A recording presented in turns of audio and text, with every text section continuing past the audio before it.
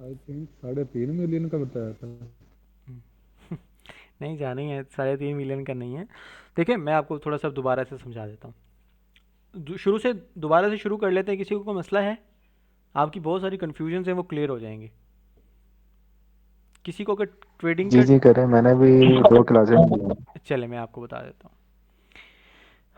बिस्मिल्लाहिर्रहमानिर्रहीम, दोबारा से स्टार्ट करते हैं, लेकिन ये लास्ट बार होगा। आपने कोशिश करनी है कि अपनी चीज़ों को लिख लिया करो, नोट्स बना लिया करो। ये आपको हमेशा काम आएगी। देखो, बहुत बड़ी फील्ड है, बहुत बड़ा बिजनेस है जिसमें आप इंटर होना चाह रहे हैं। अगर आपको अल्लाह ने ये अपॉर्चुनिटी दी है फ्री ऑफ कास्ट, तो आप इसको अवेल करें और इसको ना प्रॉपर लेके चलें। देखिए भाई, मुझे इसको पढ़ने में मैंने तकरीबन 28,000 से लेके $28,500 मैंने इस पे लगाया है, सिर्फ सीखने सीखने में। ठीक है, इतना महंगा सब्जेक्ट है ये। आपको पता है, इतने पैसों में एक बंदा डॉक्टर बन जाता है। मैंने सिर्फ ट्रेडिंग को सीखने पे लगा दिया, और अगर वो मैं आपको फ्री ऑफ कास्ट दे रहा हूँ ना, तो इसके पीछे रीजंस हैं यार। आप इसको ले लो फ्री ऑफ कास्ट, इसको समझ लो, सीख लो। सर जी रिकॉर्डिंग ऑन कर लें। मैंने कर रही है जी, रिकॉर्डिंग ऑन कर लिया मैंने। अच्छा जी, अभी हम पहली क्लास से स्टार्ट करते हैं जी। Introduction of forex trading. Forex trading क्या होती है? फॉरेक्स ट्रेडिंग से स्टार्ट करने से पहले मैं आपको थोड़ा सा ट्रेडिंग का हवाला दे देता हूँ कि ट्रेडिंग कितने किस्म की होती है। ट्रेडिंग बेसिकली 3 किस्म की होती हैं। ठीक है, आप वैसे तो आप इसको ये भी बोल रहे हैं कि जो भी आप किसी भी चीज़ का लेन देन करते हैं, कारोबार करते हैं, उसको ट्रेडिंग ही बोलते हैं। फॉर एग्जांपल, आपने कोई गाड़ी खरीदी, आप उसको पैसा देंगे, गाड़ी लेंगे, भी आप लेन देन कर रहे हैं, भी ट्रेडिंग कर रहे हैं। आप सब्ज़ी बेच रहे हैं, आप उनको सब्ज़ी दे रहे हैं और आप उनसे पैसा ले रहे हैं, ये भी एक ट्रेडिंग है, ये भी कारोबार है, तिजारत है ये भी। ठीक है। और अगर मैं इंटरनेशनल लेवल की बात करूं, तो यहाँ पे 3 किस्म की होती हैं आज के दौर में। एक क्रिप्टो ट्रेडिंग होती है, एक फॉरेक्स ट्रेडिंग होती है, और एक स्टॉक ट्रेडिंग होती है। क्रिप्टो ट्रेडिंग आपको पता है कि एक्सचेंजेस पे होती है, जहाँ पे हम एक्सचेंजेस, बाइनांस हो गया, बिटगेट हो गया, ये जितनी भी एक्सचेंजेस हैं, यहाँ पे हम क्रिप्टो की ट्रेडिंग कर सकते हैं। यहाँ पे दो तरह से आप ट्रेड करेंगे, स्पॉट ट्रेडिंग करेंगे और फ्यूचर ट्रेडिंग करेंगे। ठीक है जी। स्पॉट ट्रेडिंग वो होती है जो आप एक चीज़ को ले के रख लिया, अगर वो आपके अगेंस्ट जा रही है, उसकी प्राइस आपके ऑपोजिट डायरेक्शन में जा रही है, वो जाई जा रही है, जाई जा रही है, जाई जा रही है, और आपके अकाउंट पे कोई असर नहीं होगा, मतलब कि आपका अकाउंट वाइप आउट नहीं होगा, वो आपकी वहाँ पे मौजूद है। जैसे आपने एक गंदम का स्टॉक अपने कमरे में लेके ला के रख दिया, गंदम की बोरियां आपने यहाँ पे ला के रख दी, अगर गंदम नीचे भी गिर जाती है, उसका रेट बिल्कुल गिर जाता है, तो आपकी उन बोरियों पे कोई असर नहीं होगा। उनका रेट जब ऊपर जाएगा, आप बाहर निकाल के उनको सेल आउट कर सकते हैं। ठीक है जी, इसको कहते हैं स्पॉट ट्रेडिंग। फ्यूचर ट्रेडिंग वो होती है जो आपने एक चीज़ पे पैसा लगाया, और अगर वो आपके अगेंस्ट जा रही है, तो आपके अकाउंट से माइनस हो रही है, आपके अकाउंट से वो बैलेंस डिडक्ट हो रहा है, आप डायरेक्ट मार्केट के साथ इंटर हो गए हैं, फाइनेंशियल मार्केट के साथ इंटर हो गए हैं। ठीक है जी, उसको फ्यूचर ट्रेडिंग बोलते हैं। अच्छा जी, अब हम बात कर लेते हैं ज़रा इसके वॉल्यूम का। जो क्रिप्टो ट्रेडिंग है ना, क्रिप्टो ट्रेडिंग में आप कोइंस होते हैं, जैसे बीटीसी हो गया, इथेरियम हो गया, डिफरेंट लिटरम पटरम जितने भी कोइंस हैं, इन पे बात कर सकते हैं, इन पे ट्रेड कर सकते हैं। इनको क्रिप्टो ट्रेडिंग बोलते हैं। क्रिप्टो ट्रेडिंग का जो डेली बेसिस का वॉल्यूम है, वो 1.3, 1.4, 1.5 ट्रिलियन डॉलर्स का है। मतलब एक एग्जैक्ट नहीं बता रहा, आप इसको अगेन अपनी तरफ से चेक भी कर सकते हैं। इसका इतना वॉल्यूम है, 1.8 ट्रिलियन डॉलर्स तक इसका वॉल्यूम है। अगर मैं स्टॉक ट्रेडिंग की बात करूं, जो कंपनीज के शेयर्स होते हैं उनकी बात करूं, तो उसका जो डेली बेसिस का वॉल्यूम होता है, वो बेसिकली 284, 285 बिलियंस डॉलर्स का वॉल्यूम होता है। बिलियन की बात कर रहा हूँ, 282, 284 बिलियन डॉलर्स की बात कर रहा हूँ। और अगर मैं फॉरेक्स की बात करूं, सिर्फ फॉरेक्स का जो डेली बेसिस का वॉल्यूम होता है, वो 7 to 8 बिलियन डॉलर्स का मार्केट का वॉल्यूम है, जहां पर कोई भी बिजनेस इसके साइड पे भी नहीं लगता। इतना बड़ा वॉल्यूम जो डेली बेसिस पे ट्रेड हो रहा है। तो भाई, अगर इतना बड़ा पैसा, इतना बड़ा वॉल्यूम इस मार्केट के अंदर है, तो सोचो कि आप कितना कमा सकते हैं। सोचें कि कितना बड़ा रिस्क है इस मार्केट के अंदर, क्योंकि यहाँ पर बिलियंस ऑफ डॉलर्स ऐसे एक एक मिनट की कैंडल्स के अंदर होते हैं। ठीक है, ये बहुत बड़ा दुनिया का बिजनेस है। इस बिजनेस के साथ कोई बिजनेस भी इंटर नहीं होता है, कोई भी नहीं लगता। इतना बड़ा बिजनेस है ये। अब हम बात करते हैं कि फॉरेक्स क्या होती है। What is forex? इसके नोट्स बनाने हैं सब ने, ठीक है जी, और ग्रुप में आप लोगों ने नोट्स भी भेजने हैं इसके। सब के सब अपनी डायरी और सब के सब अपने पेन भी उठा लें। ये जितनी मैंने बातें की हैं, इनको भी लिखें, और अब ये लिखें कि what is forex. Forex trading, foreign exchange trading is the process of buying and selling currencies to profit from change in their exchange rates. For example आप, मैं आसान करके एग्जाम्पल देके समझाता हूँ कि फॉरेक्स ट्रेडिंग के बारे में। फॉरेक्स ट्रेडिंग कहते हैं फॉरेन एक्सचेंज ट्रेडिंग को, ठीक है, ये इसका मुखफ़िफ है, इसका फॉरेन एक्सचेंज ट्रेडिंग से इसका लफ्ज़ निकला है। फॉर एग्जांपल अगर आप उम्रे पे जाते हैं या आप किसी भी कंट्री, मैं भी लास्ट आज से 2 महीने पहले मैं मालदीव्स गया था। मालदीव्स में मुझे वहाँ पे उनके जो मालदीव्स करेंसी होती है ना, MVRs बोलते हैं वहाँ पे ना, तो मुझे, मेरे पास PKR थे, उनके पास मुझे चाहिए थे MVRs। वहाँ पर कोई मुझे कुछ खाना है, मुझे कुछ पीना है, मुझे रहना है, मुझे घूमना है, तो मुझे PKR वहाँ पे नहीं चलते, वहाँ के लिए मुझे उनकी उनकी करेंसी चाहिए। तो मैंने एयरपोर्ट से क्या किया, एयरपोर्ट से मैंने MVRs को बाय कर लिया। मैंने उनको अपने ये दिए, अपने PKR दिए, और उन्होंने मुझे MVRs दे दिए। MVRs थे गालबन कोई 68 रुपये का या 67 इतने का था, लमसम मुझे एग्जैक्ट याद नहीं है। उन्होंने मुझसे ना ले लिए वो, और मैं वहाँ पे मैंने घूमा फिरा, खाया पिया, और मुझसे ना कुछ बच गए, MVRs बच गए। अब हुआ ये कि जब मेरे पास MVRs बच गए तो मैं वापसी पे मैंने दोबारा से उनके पास गया, एयरपोर्ट पे गया, मैंने कहा कि भाई मुझसे ये MVRs ले लें। उन्होंने 5 रुपये सस्ते मुझसे वो MVR परचेज़ कर लिए, जो मैंने 5 रुपये महंगे लिए थे उन्होंने मुझसे और 5 रुपये सस्ते उन्होंने मुझसे परचेज़ कर लिए। तो ये एक्सचेंज रेट है, उन्होंने मुझसे जाते हुए भी कमाया और आते हुए भी कमाया। ये हम करेंसीज़ में प्रॉफिट्स बनाते हैं, ठीक है जी। अब फॉरेक्स में भी यही होता है कि हम अगर कोई चीज़ ख़रीदते हैं तो उसको महंगा करके बेचते हैं। ये तो आपको एक बिज़नेस का बेसिक रूल है ना, कि अगर आप कोई भी चीज़ ख़रीदेंगे तो वो उसको महंगा करके ही बेचेंगे। तो this is the basic rules of business. अगर मैं इसको थोड़ा सा आगे लेके चलूँ, यहाँ तक आपकी समझ आ गई है? फॉरेक्स ट्रेडिंग, फॉरेक्स का मतलब समझ आ गया कि forex trading, foreign exchange trading को कहते हैं।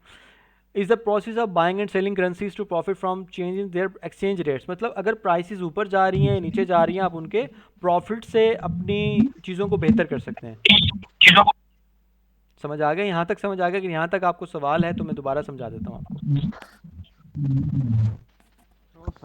क्लियर है। जी जी आ गई है समझ। गुड है। It is the largest and most liquid financial market in the world. आप अपना माइक म्यूट कर लें भाई। With a daily trading volume of over $7 trillion. ये मैंने बहुत पुरानी बनाई थी, दैट्स वाई ये 7 ट्रिलियन है।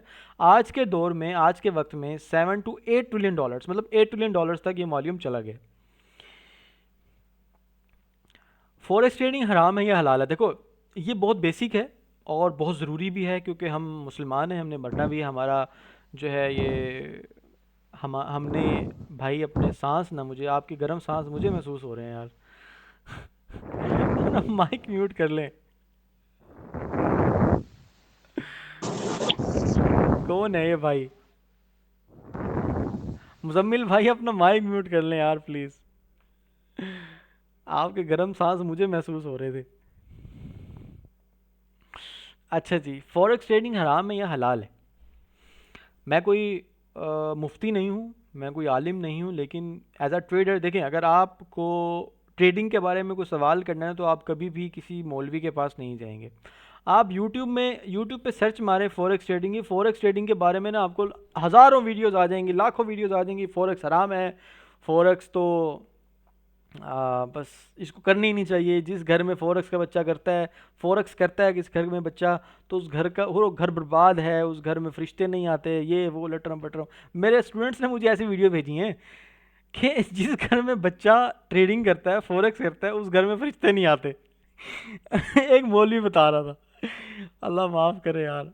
अच्छा, मैं आपको एक एग्जांपल से बताता हूँ। देखें, जितनी भी ये मैंने बातें लिखी हैं, ये मैंने हदीसों से ली हैं।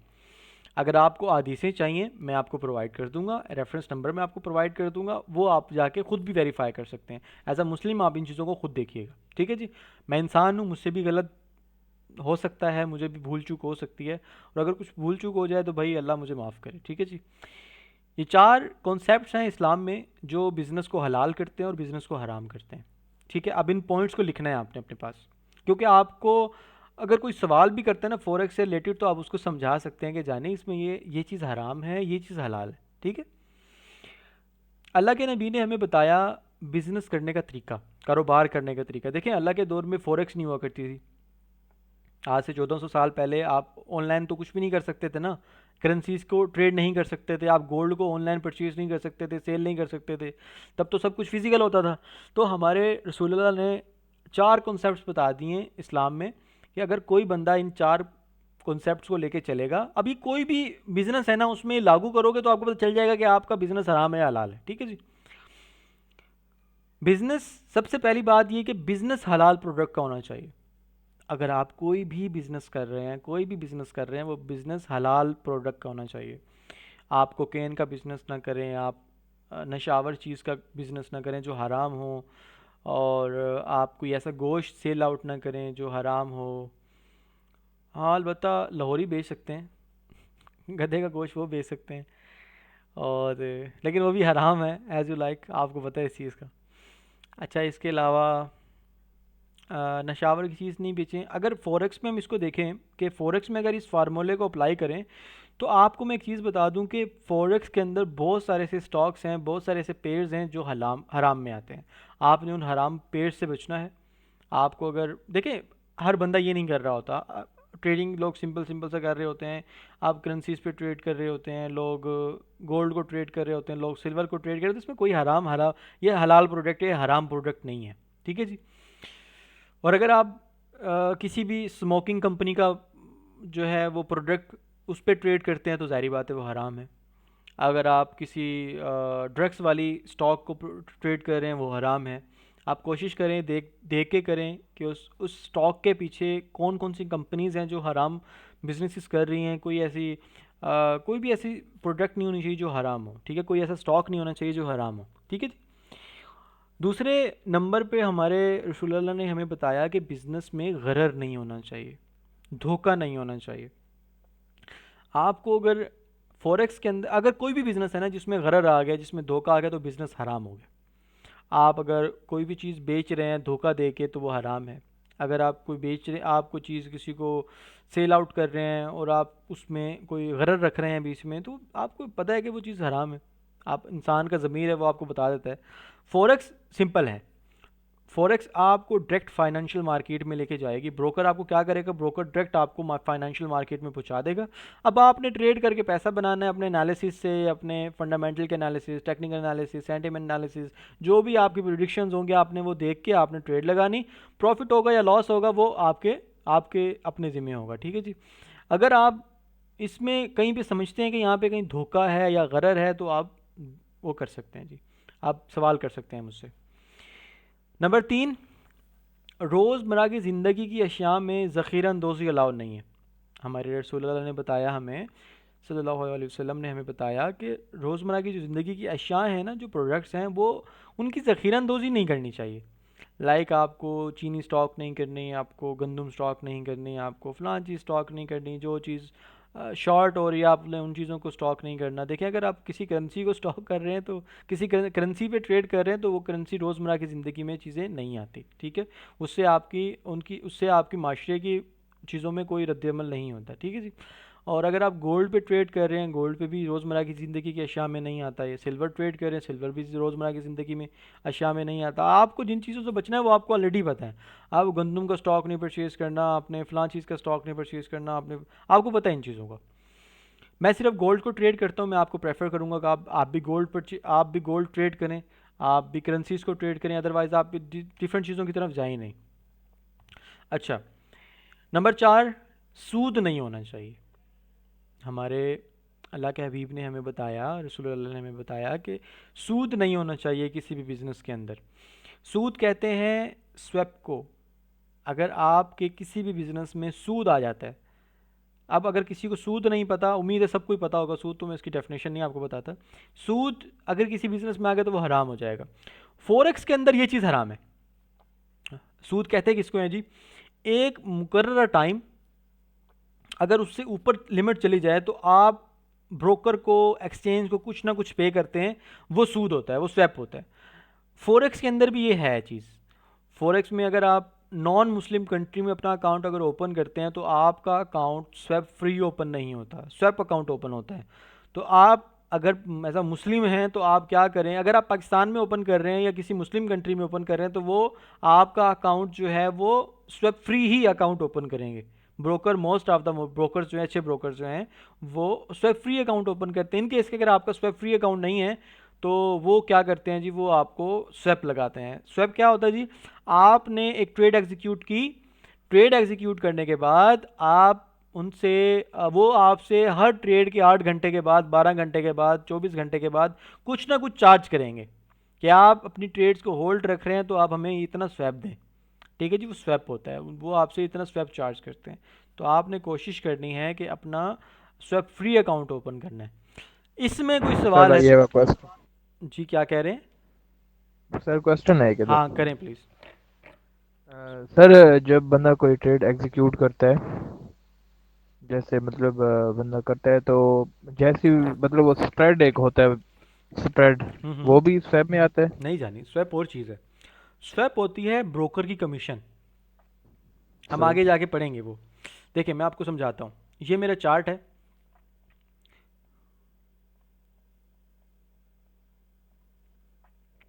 ये देखें जी, यहाँ पे ये एक प्राइस है और एक एक प्राइस है। अब आप कभी, जिसने सवाल किया, मुझे अपना माइक म्यूट अनम्यूट करें प्लीज़। मैं आपसे सवाल करूंगा, आपने मुझे बताना है। जी जी सर। आप कभी सब्जी मंडी में गए हैं जी सर। सुबह सुबह के टाइम? जी सर। वहाँ पे बोली लग रही होती है, एक ब्रोकर होता है और एक आगे खरीदने वाले होते हैं, ऐसा ही है। बोली जी लगाने वाला बोली लगा रहा होता है कि ये 1000 की है, 1000 की है, 1000 की है, फिर वो आ जाता है जी 1100 पे, 1100 पे, 1100 पे, 1200 पे, 1200 पे, 1200 पे, ऐसा ही है। वो ब्रोकर होता है, बेचने वाला होता है। अब होता क्या है, एक होता है बायर्स और एक होता है सेलर्स। ठीक है जी, एक होता है बायर्स और एक होता है सेलर्स। अल्हम्दुलिल्लाह रब्बिल आलमीन। एक होता है सेलर्स। अब मार्केट में दो लोग हैं, या तो बायर है या तो सेलर है। अगर मैं मार्केट में से बायर को निकाल दूं, सिर्फ सेलर हो मार्केट में, तो क्या वहां पे बोली बोली लगाने वाले से कोई खरीदेगा कोई चीज़? कोई नहीं खरीदेगा, मार्केट ही नहीं होगी। मार्केट में दोनों का होना ज़रूरी है, बायर्स का भी और सेलर का भी। अब होता क्या है, बेसिकली होता यह है कि वहाँ पर जो बोली लगा रहा होता है ना, वो अपना कुछ कमीशन चार्ज करता है। ब्रोकर जैसे अगर आप कोई घर परचेज करने के लिए जाते हो, वो आपको घर दिखाता है, वो आपको जो है वो घर दिखाने के बाद आपको वो डील करवाता है आपकी, वो सारा कुछ कर, लेकिन आपसे वो 1% कमीशन चार्ज करता है। ऐसा ही है ना, 1% आपसे वो कमीशन चार्ज करता है। अब जब वो 1% कमीशन चार्ज करता है ना आपसे, तो उसने पीछे कितने सारे काम किए होते हैं, आपको घर दिखाया होता है, आपने वो सारा कुछ किया होता है। अब जो ब्रोकर की कमीशन है ना, वो स्प्रेड की मद में काटता है वो, समझ रहे हैं? अब कोई ब्रोकर है वो कम स्प्रेड देता है, कोई ब्रोकर है वो ज़्यादा स्प्रेड देता है। ये ब्रोकर की कमीशन होती है, ये स्वैप नहीं होता, ये ब्रोकर की कमीशन होती है। आप मतलब कि अगर बाय करोगे ना, तो आपका बाय का ऑर्डर थोड़ा सा ऊपर से लगेगा, मतलब माइक्रो पिप्स ऊपर से लगेगा, यहाँ से लगेगा आपका ऑर्डर। लेकिन अगर आप सेल करोगे तो थोड़ा सा आपका ऑर्डर सेल नीचे से लगेगा। बात समझ आइए आपको? इसको स्वैप बोलते हैं, या सॉरी स्वैप कह रहा हूँ, इसको स्प्रेड बोलते हैं। हम अपने, हमारा एक टॉपिक है आगे आगे आएगा स्प्रेड का, मुकम्मल हमने इस चीज़ के बारे में पढ़ना है कि स्वैप किसको बोलते हैं, स्वैप क्या होता है, इसके इसके बेनिफिट्स क्या हैं और इसके साइड इफ़ेक्ट्स क्या हैं। हम इन सब चीज़ों को रीड करेंगे, ठीक है जी? ठीक है सर, समझ आ आप समझ आइए आपको स्प्रेड क्या होता है और स्वैप क्या होता है। देखिए ये चार ऐसे पॉइंट्स हैं जो हर इंसान को एज अ मुस्लिम होने के नाते उसको पता हो कि यार देखो, कोई भी बिजनेस है ना, वो हम महीने दो के लिए नहीं करते, हमने इसको लंबा लेके चलना होता है, सालों साल इसको लेके चलना होता है। तो आपको एटलीस्ट पता हो कि जो भी काम आप करने जा रहे हो तो वो हराम है या हलाल है। आप यूट्यूब पे सर्च मारो, अभी सर्च मारो फॉरेक्स ट्रेडिंग हराम है या हलाल है, आपको हज़ारों वीडियोस हराम की मिल जाएंगी, हज़ारों वीडियो आपको हलाल की मिल जाएंगी। ठीक है, आपने आपने देखो एज अ मुस्लिम आपने खुद इस पर रिसर्च करनी है। मैंने आपको 4 पॉइंट बता दिए। मैं आपको एक वीडियो रिकमेंड करूँगा, अगर आप कौन सी वीडियो रिकमेंड करूँ मैं आपको, आपको कहता हूँ फॉरेक्स ट्रेडिंग हराम और हलाल बाय इंजीनियर मिर्ज़ा। आप अगर इनको मानते हैं या इनको सुनते हैं, इनकी ना एक ये वाली 29 मिनट की वीडियो देख लेना आप प्लीज़, आपको सारे के सारे आपके कॉन्सेप्ट क्लियर हो जाएंगे। ये इन्होंने रेफरेंसेस दिए हुए हैं, आप इनकी वीडियो भी ना देखें, इन्होंने जो रेफरेंस दिए हुए हैं ना हदीसों के, आप वो नंबर लें नंबर लेके आप यहाँ पे कॉपी करें, ठीक है, गूगल पे जाएं, गूगल पे कॉपी करें, नंबर डालें यहाँ पे, वो हदीस का, उस हदीस की बुक का नंबर यहाँ पे हदीस का नाम, बुक का नंबर, नाम यहाँ पे लिखें और नंबर लिखें, वो आपको मुकम्मल एक हदीस लेके आ जाएगी, वो डाल देगी यहाँ पे। एक मिनट जी।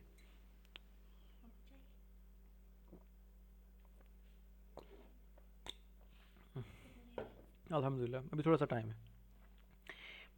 अल्हम्दुलिल्लाह रब्बिल आलमीन। आपको समझ आई है इस बात की मेरी? जी सर, आ गई, क्लियर है। कि रोज़े महशर अगर आपसे कोई भी सवाल हो तो आपने मेरे सर पे गन नहीं रखवानी, ठीक है ना? आप अल्लाह को कहेंगे जी हमने भी सर्च किया था इसके ऊपर। देखो यार, ये हकीकत तो है ना कि आप, या तो आपने मरना है पहले या तो मैंने मरना है, इसमें तो कोई दूसरी राय नहीं है, ठीक है? अल्लाह पाक आप लोगों को सबको हयात रखे, आपको सेहत वाली लंबी ज़िंदगी दे, तो आमीन। हकीकत है, ठीक है ना? लेकिन जब हम रोज़े महशर इकट्ठे होंगे तो एटलीस्ट आप मेरा गुरबान ना पकड़ना कि भाई उस्ताद ने हमें ट्रेडिंग पे लगाया था और ये तो हराम निकली, ठीक है? जो चीज़ें हराम है वो मैंने आपको बता दी है, जो चीज़ें हलाल हैं वो भी मैंने आपको बता दी। आप कोशिश कीजिए ये वीडियो भी यूट्यूब पे जाके लाजमी देखें, वीडियो 29 मिनट की है। अगर आपने जी सारी ज़िंदगी कारोबार करना है तो 29 मिनट आपकी शायद लगता है कि कुछ नहीं है, ठीक है? सर, एक पॉइंट है इधर। प्लीज़। सर, अगर ये चीज़ हराम होती तो खुदा आपको कभी भी इतना कामयाब ना करता इस चीज़ में। नहीं, ऐसा एक वो नहीं है, मैं पॉइंट। आपको एक चीज़ बताता हूँ। ऐसा नहीं है, अल्लाह पाक की ना तकसीम है। अल्लाह सुबहाना ताला काफिरों को भी दे रहा है, मुस्लिम्स को भी दे रहा है। आपको पता है दुनिया के टॉप 5 ट्रिलियनर्स में से जो मोस्टली, तकरीबन सारे ही, वो नॉन मुस्लिम्स हैं। आपको चीज़ का पता जी है? सर। जी सर। तो वो भी तो कामयाब है ना यार। कामयाबी की डेफिनेशन मुसलमान या नॉन मुस्लिम होने से नहीं होती। कामयाबी बेसिकली अल्लाह अल्लाह सुबहाना व ताला ने इस्लाम में बड़ी खूबसूरती रखी है। ऐसा नहीं है कि खूबसूरती नहीं है, बहुत खूबसूरत इस्लाम है हमारा, लेकिन हमने ना असल में उनकी डेफिनेशन गलत पढ़ी है। देखें, अगर आपको ये लगता है कि नमाज़ पढ़ने से मेरी परेशानी ख़त्म हो जाएगी तो ऐसा तो नहीं है ना। इस्लाम में तो अल्लाह ने हमेशा कुरान पाक में फ़रमाया है कि आप सब्र करें और नमाज़ पढ़ें, ऐसा है ना? अगर आप पे कोई मुश्किलात आती हैं, कोई मसला मसाइल आता है तो आप सब्र करें और नमाज़ पढ़ें। तो ये तो नहीं कहा कि आपकी परेशानी ख़त्म हो जाएगी। इस्लाम हमें सिखाता है कि अगर कोई आपके ऊपर परेशानी आती है तो उस परेशानी को फेस कैसे करना है। आप में सुसाइड की थॉट्स नहीं आते? क्या कुछ कहना चाह रहा है कोई? लो सर। चले, तो देखें, मैंने जो आपको बताया है, जो कामयाबी जो होती है ना, कामयाबी हमेशा उस इंसान को मिलती है जो एक्स्ट्रॉर्डनरी एफर्ट्स करता है, मेहनत करता है, अपनी कंसिस्टेंसी दिखाता है। कंसिस्टेंसी बहुत ज़रूरी है। कोई भी बिजनेस है ना, अगर आप एटलीस्ट जूतों का कारोबार भी कर रहे हैं ना, पॉलिश कर रहे हैं, अगर आप उसमें भी कंसिस्टेंट नहीं है ना, तो आप एक अच्छे जूते वाले नहीं बन पाएंगे।